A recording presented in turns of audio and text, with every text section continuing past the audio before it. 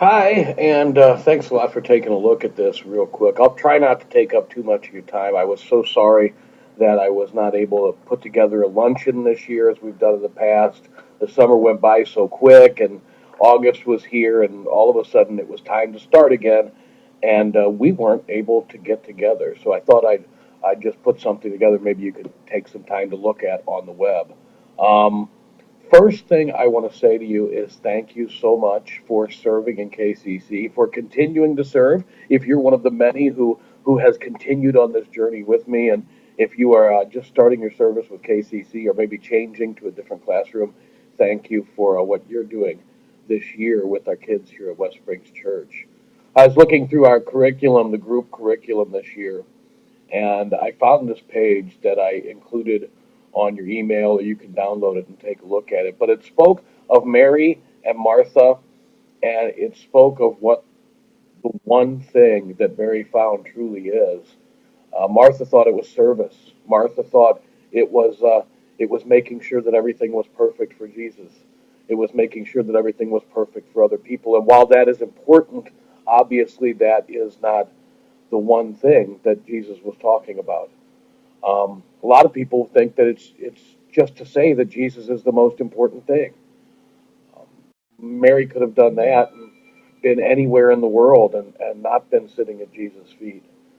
The contention here is that the one thing that Jesus was talking about was developing our relationship with Him, was learning more about Him and becoming more like Him. And that's what that one thing is. And we teach kids that by developing relationships with them. And I was thinking about what we have here at West Springs Church that we can combat the world with. What is it that we can bring into kids' lives that will have them be looking away from the television and the magazines, the video games? We can't compete with that. If we try and compete with that with videotapes or trying to make up video games or some kind of show, we're going to fail, and kids are going to want to go back to where they are. What we have to compete with, what the world is offering kids, is the love of Jesus Christ.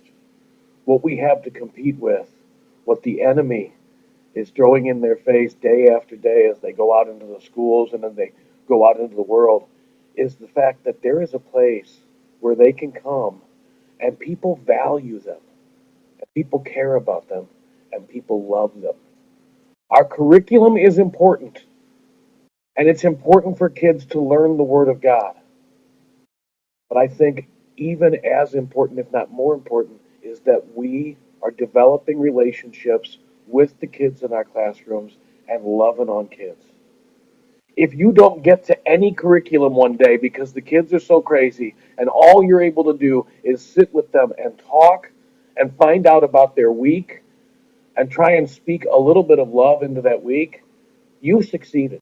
As far as what time we need to arrive, for a long time the rule has been 9:30.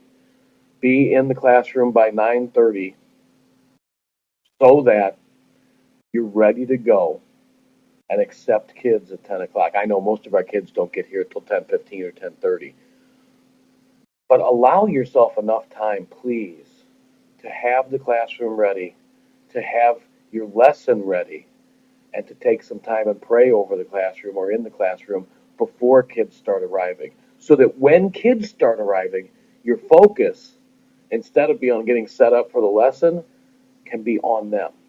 For those of you in the Diggers classroom with the babies, thank you so much.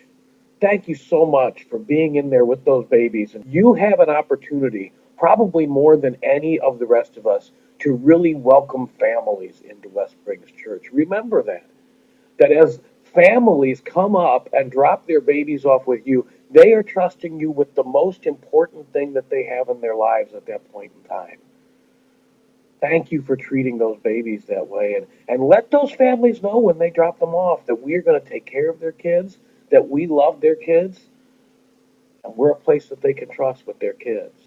Preschool, I know. We had to put the two classes together. We just don't have enough kids or volunteers for a bulldozers class and a little tykes class. So we had to put those two classes together. Thank you for doing that with me. Thank you for being patient with these kids. Things are going to change for you as we move forward this year.